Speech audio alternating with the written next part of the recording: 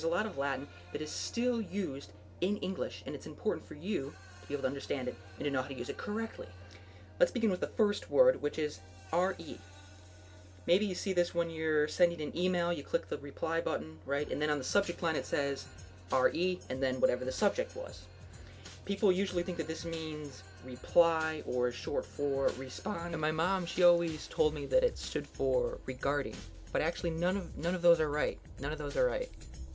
It's actually the Latin word re, which comes from the word res, which means thing. Now, res is what's called the nominative form. It's the form of the word or the noun that you use when you want it to be the subject in the sentence. But Latin has these things called cases, where nouns decline, and each different case means a different thing.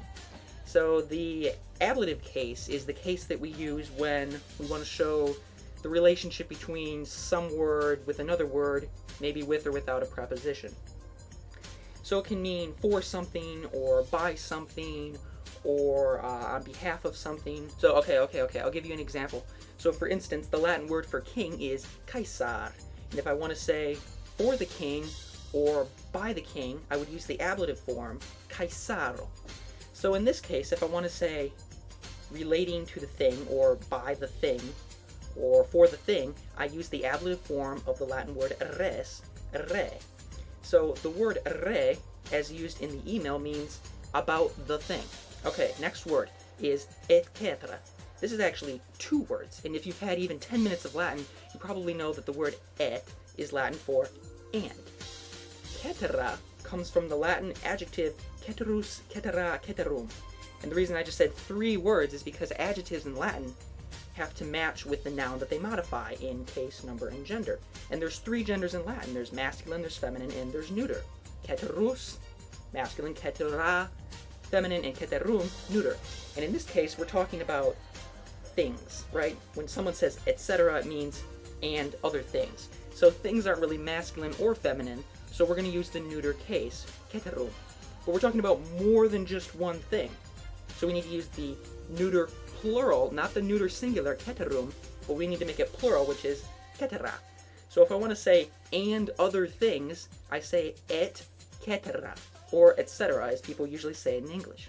If you want to sound cool, you should say et cetera. Yeah, like that. The next expression we're going to be talking about is ad hoc. Hoc in Latin is the neuter form for this, and ad means to or toward. So if I say something is ad hoc, it means it's for this, or for a particular purpose. For instance, an ad hoc committee to determine the ratings of video games. Okay, the next abbreviation that we're going to be talking about is IE, which is an abbreviation for Latin id est. Id means it, and est is, well, est means is. So if I say id est, that means that is, or it is.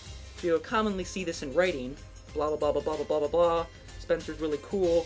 I.e., meaning that is to say, he is teaching people some simple Latin. The kind of, partner of I.e., is E.g., which stands for exempli gratia. Gratia in Latin is sort of an idiomatic expression that means for the sake of.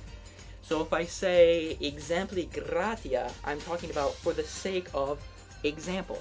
Exempli is what we call the genitive, which is a different case, like the ablative.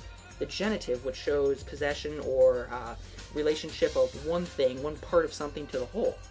And the word gratia is always used with a genitive. So if I want to say for the sake of example, I say exempli gratia. Okay, another one that people really want to know how to pronounce, I think, or at least I've been asked this a lot, is bona fide, or the correct Latin pronunciation would be bona fide.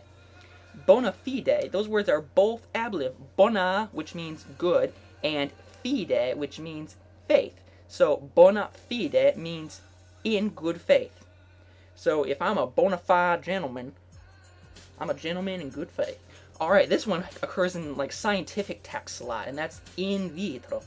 In vitro, the Latin word vitrum means glass, and because I'm using the preposition in, that means that I need to use an ablative.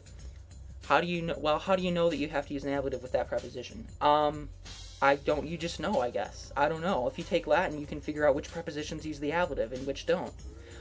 So in vitro means literally in the glass. So in vitro fertilization is fertilization that takes place in glass. In other words, like in a petri dish. All right, how about this one? Quid pro quo. This is one that you'll hear a lot. The Latin word quid means what? Well, it can actually mean a lot of things, but one of the things that it means, for instance, quid tibi nomen est, is what is your name? So in this case, quid meaning what, and then pro quo meaning, well, pro means for, and that also takes an ablative. So we need the ablative of quid, which is quo. So what for what? Quid pro quo. You people usually use this in the sense of something for something, right? So I teach you Latin, and in exchange, you teach me how to Dougie. Hey, hey, teach me how to Dougie, hey. They be like Smooth, what?